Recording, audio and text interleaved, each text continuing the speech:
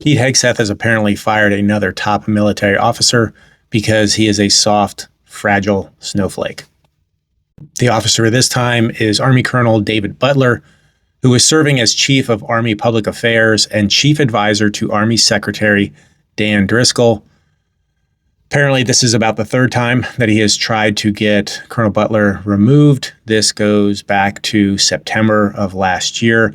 It is highly unusual for a Secretary of Defense as the senior defense official to reach all the way down to remove an 06, a colonel. Apparently, this comes because Pete is very timid around individuals who worked with General Mark Milley, who was the chairman of the Joint Chiefs of Staff under Trump and Biden. You may remember that he, after the Lafayette Square protest, he immediately said that he regretted joining Trump being out there, and then also said that Trump was fascist to the core. Butler's name was actually on a list of individuals to be promoted to 1-star. He and a number of other individuals apparently have been held up by Hegseth. There were apparently 32 to 36 individuals who were about to be promoted, and Hegseth held up the entire list because he was concerned about 5 or 6 of them who had had some kind of interaction with Milley in the past. Butler even came out and said, hey, you can take my name off the list for promotion if you allow everybody else to move forward. Hegseth decided to not do that as well. And so basically, he just reached over and fired Butler. It's unknown what's going to become of the others, if he's going to continue to hold up this entire list of military officers because he's sensitive about anybody who was around Milley.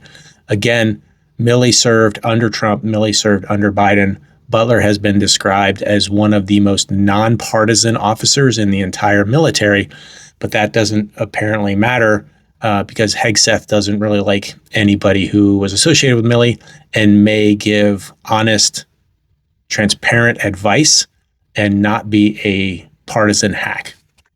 Butler was even singled out by President Trump for his work on the 250th birthday celebration last year, the squeaky tanks.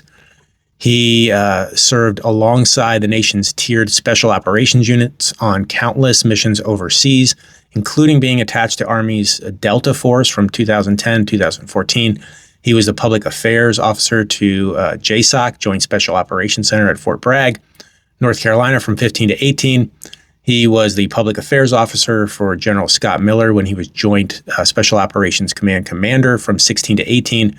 And then at Miller's request, he served in Afghanistan when Miller deployed there from 18 to 19.